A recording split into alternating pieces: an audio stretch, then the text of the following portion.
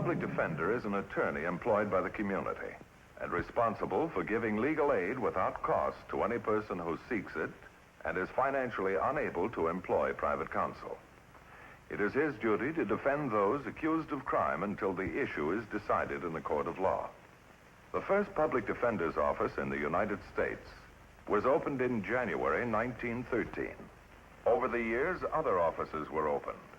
And today, that handful has grown to a network of lawyers cooperating to protect the rights of our clients. In this area, you will find hotels, theaters, large department stores, and smaller merchants. Not $10, not $5, but $2.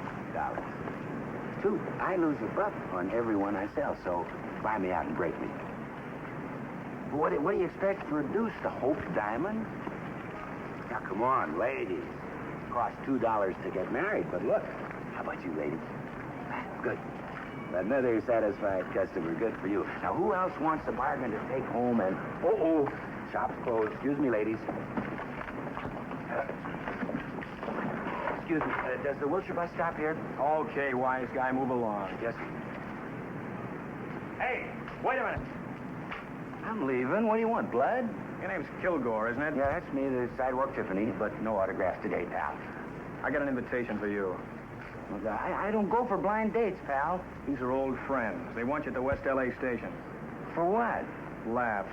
They haven't booked a comedian all day. The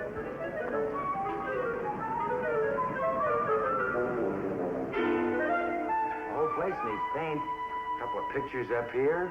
Maybe even a jukebox over in the corner. Oh, Mr. Matthews. Oh, hi, Kilgore. Well, one thing about me, I'm loyal. You're going to handle me again. What have they got you in for this time? These jokers think that I broke into a residence. And you're innocent. Oh, Natch. Got an alibi? Oh, it's a beauty. Now, let me play it for you. I haven't been assigned to your case yet. Oh, yeah, that's right. Well, I'll see you tomorrow. That is, unless they get smart and spring me out of here tonight. Oh, he's a sweetheart, that Matthews. You know what? Handle me 3 times. 3 convictions. Hey, listen, buddy. You want to buy a hunk of nice jewelry for your girl? No. No girl would be that desperate. The following day, Kilgore was arraigned, and my office was assigned to defend him. The charge was breaking and entering, and theft of a diamond brooch, a star sapphire ring, and a pair of pigskin gloves. This one will be a ball for you.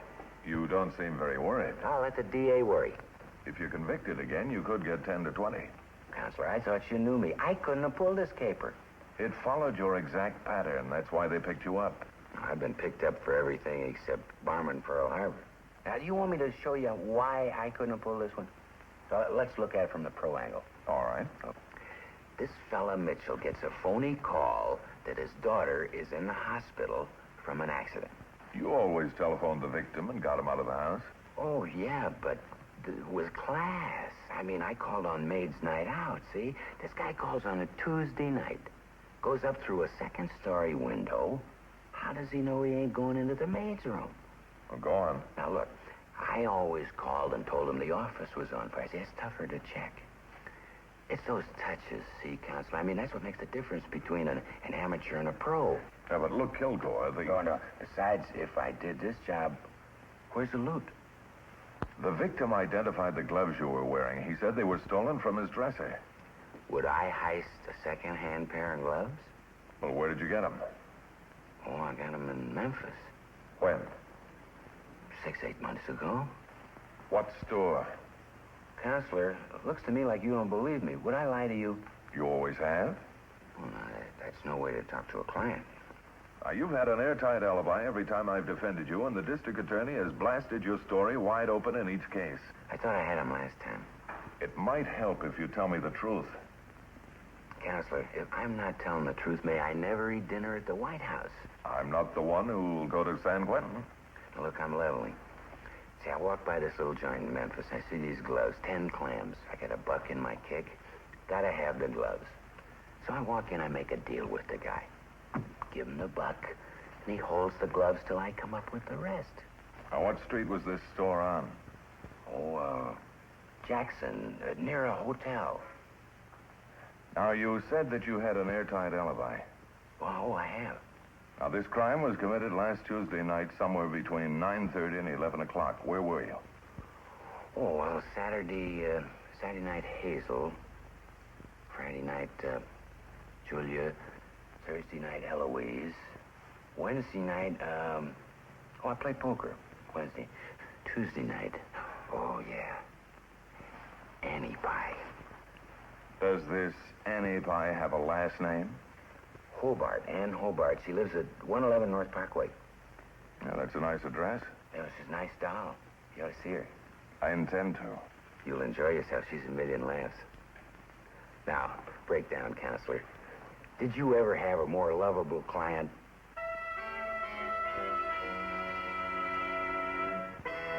I spent the rest of that morning with Deputy Public Defender Martha Hamilton, preparing the defense of Allie Kilgore. Stop. A stamped inside right glove is trademark of Keystone Glove Company. Stop. Would appreciate your cooperation in locating store and securing deposition from clerk. Signed, etc., etc. You know, I'm developing a taste for lukewarm coffee.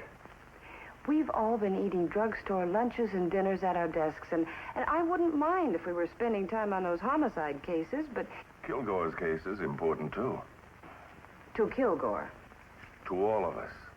Now, we handle 1,000 cases a month, and they're all important. Don't you ever get sick and tired of the Allie Kilgores? On the average of 2 or 3 times a day. Then why? You know, I wish all of our clients were nicely tailored, freshly manicured, cultured, wholesome, well-adjusted adults, but they're not. Now, we get the homeless, the penniless, neurotic. And when you're swamped with work, they become just cases. Legal checkers to be moved about a board. But they're not cases or checkers. They're people. End of lecture. End of sandwich. Thanks. For what? For putting me back on my white horse. Between a request from the San Francisco Public Defender's Office, defending 3 clients in court, and preparing to argue an appeal, I didn't get much time to think about Allie Kilgore until I saw him 2 days later at his preliminary hearing. Look, Mr. Matthews, you got to spring me. I'll try. Well, I tell you, I'm going into business. You got a great idea. Customers all over the world. A do-it-yourself jailbreak kit. Now, look, Allie, I don't know whether you realize how serious this is. Are you Allie Kilgore? I cannot tell a lie. Must be one of my fans. I'm Alan Elwood Logan, Deputy District Attorney. I've been assigned to prosecute you. Bully for you. Now, Kilgore, I've only got a minute, but This is my barrister, Mr. Matthews, the public defender. I'd like to save the trouble and expense of a trial. If you'll plead him to petty theft, I think... He's an eager one. I've cleaned up 3 other cases this morning, and... And if he remains untied and undefeated, he goes to the Rose Bowl. Matthews, I don't have much time.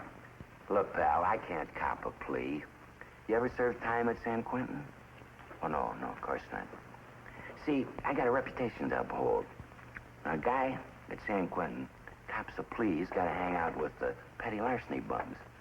But if a fella pleads not guilty and gets convicted, he gets to mix with a higher class group. And I don't need to tell you that a man is known by the company he keeps. I'll see you again.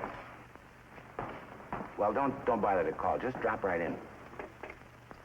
Oh, to be young and beautiful again. Well, let's get back to business.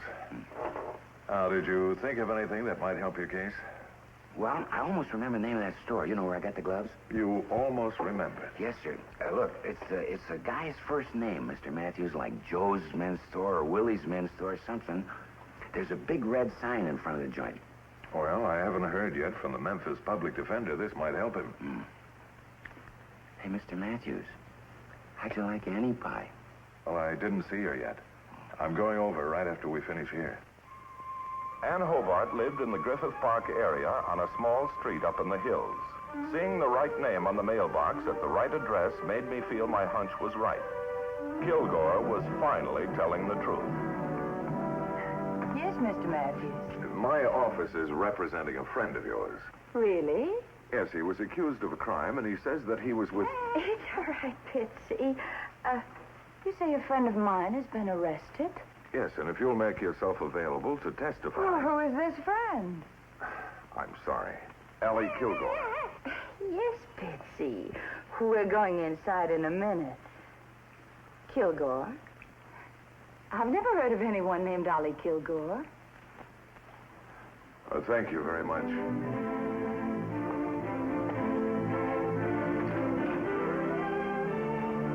I have that deposition from the witness in Santa Monica. Oh, yes, that's for the Providence PD office, isn't it? Yes, he corroborated their witness's story. Well, it's nice to know that someone's story was corroborated. Oh, sounds like a bad case of Kilgore poisoning. Now, don't gloat. Sorry. What happened? Well, Kilgore's alibi said she didn't know him. What did Memphis say? I don't know. I haven't heard yet. But I thought, well, I was almost sure I heard Miss Jenkins taking a telegram on the phone, and I thought it was from there. Well, let me check. Yes, here it is. Regarding your telegram, January 10th, sorry for delay. Had to check every haberdashery wholesaler and distributor in this area. All report no Keystone gloves ever sold in the state of Tennessee. Well, maybe Mr. Kilgore can explain this. To some business in Department 91 of the Superior Court. I went upstairs to the visiting room to see Allie Kilgore. Listen, Counselor, I rustled up another client for you. Now, it seems this fella was... Kilgore, are you physically incapable of telling the truth? Hey, what are you steamed about? Alana Hobart said that she never heard of you. What? Oh, come on, Doc. Play it in E flat. Now, who do you think the jury will believe, you or her? Oh, I guess that's no contest. Wait a minute. I can prove she's lying. How? Go in the property room and get my wallet. There's a picture of us together. The Memphis public defender can't find that store. What? And on top of that, those gloves were made by the Keystone Glove Company in Detroit, Michigan. And they don't sell Keystone gloves in Memphis, Tennessee. Is that good enough for you? Memphis? I never said Memphis. Everybody knows Jackson Street's in Chicago. Now, look, Kilgore. No public defender's office has time to play games. It was Jackson Street. The name of the joint was a guy's first moniker, and I did put $1 down. All right. Look, Mr. Matthews, I know I'm no bargain. I'm a liar, 3-time loser, and a wise guy. But I don't con you. But I'm not asking for any sympathy. I don't want any. This is a bum rap. I was never near this guy Mitchell's house. Either you're the world's greatest salesman or I'm the world's biggest chump. Why? Because I believe you. I then went down to room 606 in the Hall of Justice, where I had a date to meet Paul Mitchell, the victim of the burglary. Surprised to see me? Frankly, yes. I was expecting to see Mr. Mitchell. Please lay off our witnesses. The witnesses don't belong to either side. What do you want him for? I'd like him to examine the gloves again and see if he still thinks they're his. Well, of course he does. Do you mind if he decides that? No, but this is a terrible waste of my time and the taxpayers' money. Good morning. Sorry I'm late. Oh, good morning. Could I have the evidence in the... I've already gotten it. Mr. Mitchell, would you examine these carefully? Of course.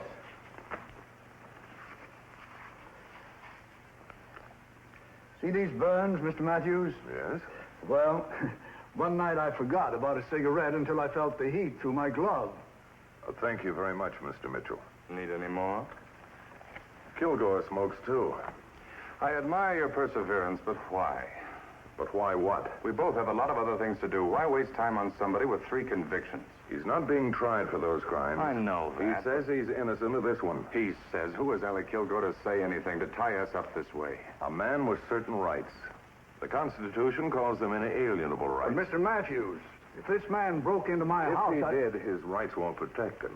They only guarantee him a fair trial. Now, thank you for coming in, Mr. Mitchell. Not at all.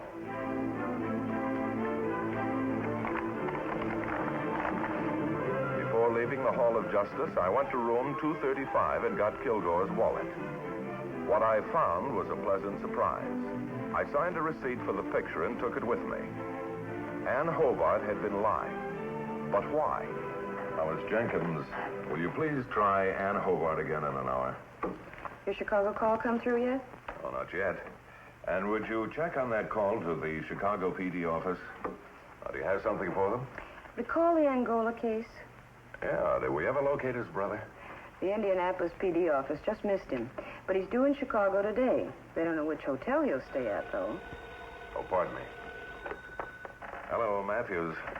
Hi, Bart. Ray Anderson in Chicago. Oh, Ray, I'd like you to handle a couple of things for me. Sure. I want you to find a men's shop on Jackson Street. What's that?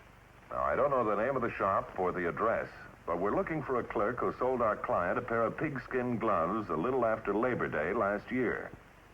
I sent a picture of our client by airmail. You're shooting it tomorrow. Uh-huh. Where'd you say the store was? Jackson Street is all I know. Bart, haven't you been reading the papers? No, about what? You know, all I can see out my window is snow. Been coming down for 2 days. It must be 3 feet deep. I wish I could say never mind. How soon do you need it? Well, the trial is set for day after tomorrow. But, Bart. I'm sorry, but I just got the information myself. Okay. As soon as the picture comes through, I'll get started on it. Thanks, Ray. I'll do the same for you sometime. Bye.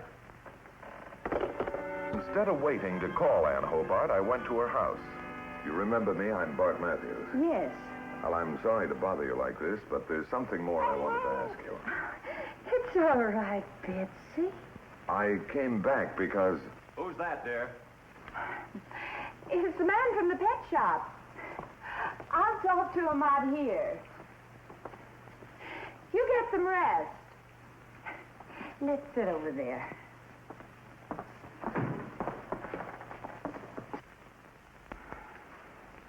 I know what it is. All right, Bitsy, go ahead. I'm afraid I do know Allie Kilgore. Oh, Kilgore said that he was with you that Tuesday night.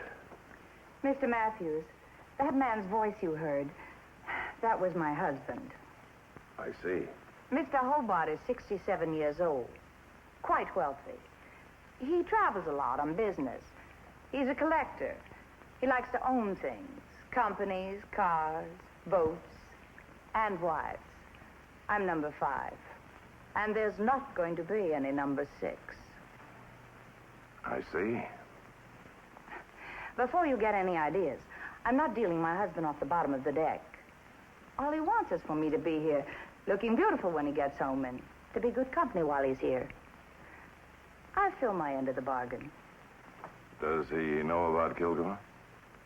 No, I haven't gotten around to telling him. Were you with Kilgore that night? All we do is go to a movie or dancing. Anything wrong in that? Now, Mrs. Hobart, were you with Kilgore that night? Oh, Bitsy. Oh, please, Mrs. Hobart. Mr. Matthews, I told you once, there isn't going to be any Mrs. Hobart number 6. You're crazy if you think I'm going to get into any court for Allie Kilgore. But you could save him. The answer is no. He might get 20 years. That's too bad. Well, don't you think that if you went to your husband and... Oh, I forgot to tell you. Mr. Hobart also collects guns. When I went to court, I still had no defense for Kilgore. Ann Hobart, as an unfriendly witness, was of no value. And I hadn't heard from the Chicago Public Defender's office. Ready, Mr. Matthews? Not quite. Well, you still have about 15 minutes. Would you agree to a continuance? What for? Well, the public defender in Chicago hasn't located the store where Kilgore bought the gloves. You see the man sitting next to Mr. Mitchell? He's from Crenshaw's in Beverly Hills. He will testify that he sold the gloves to Mrs. Mitchell as a Christmas present for her husband. Maybe he sold her a pair of gloves. The pair of gloves. Any word from Chicago? Ray Anderson found that shop on Jackson Street. Wonderful. But the man at the store couldn't identify Kilgore as a customer. There was a fire sale right after Labor Day, and, well, there were so many customers. Well, at least there is such a store. The man at the store told Anderson that everything had been marked down because the stock had been damaged by the sprinklers. And he said that the gloves were water-stained. He did. Good morning, Mr. Matthews. Good morning. Could I see the evidence in the Kilgore case? Oh, yeah. Just got here. Here you are. Thank you.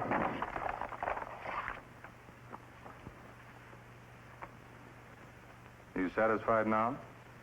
Well, they're not watermarked, I'll give you that. Thanks. Maybe Mr. Kilgore had them cleaned. Say, Oh, come now. how about taking these across the street to the police lab? They could tell us in a minute if there's a cleaning mark inside here. I can tell you now, there isn't. And if there is, will you admit they're not Mitchell's gloves? Just a minute. Mr. Mitchell, did you ever have those gloves cleaned? Why would I? They're practically brand new. Thank you.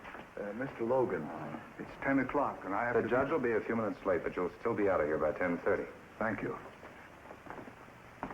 Well, can I borrow them now?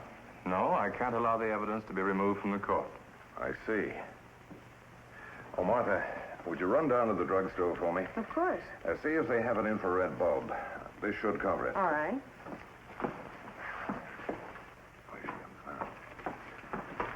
Thanks, Martha. Do you mind if I use your lamp? Does a thing like that work in there? Oh, sure. Oh, go right ahead.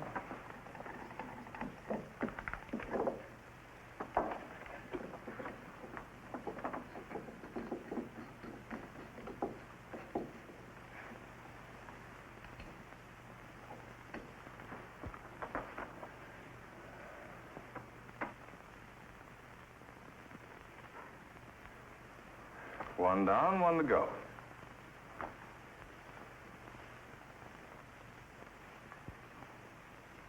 You know what these things mean, Logan? That's the mark of the wholesale cleaner. That's the mark of the shop. That's the day Kilgore had them cleaned. September the 21st. Right after Labor Day. Mitchell got his for Christmas. Bailiff, please get Kilgore from the bullpen. Put that Kilgore matter over till 2 o'clock, and I'll move to have it taken off calendar. Yes, sir.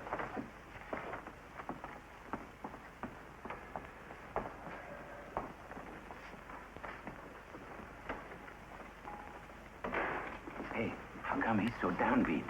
Well, we just proved that these weren't Mitchell's gloves. Oh, Counselor, you can have all my legal action from now on. Well, thanks a lot. Don't brush it off, pal. You know, I can take my work elsewhere.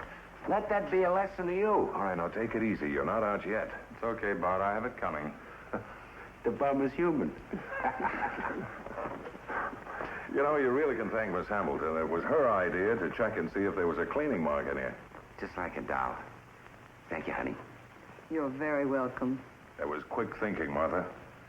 Wait a minute, Counselor. Let's not overdo it. You know who really rates a bow? Little Allie. For what? For winning the case. Where are you if I don't have these cleaned? Attorney Logan's motion for dismissal of the charges against Allie Kilgore proved to be justified 2 weeks later. At that time, the police arrested another cat burglar and recovered the loot from the Mitchell robbery, including a pair of gloves.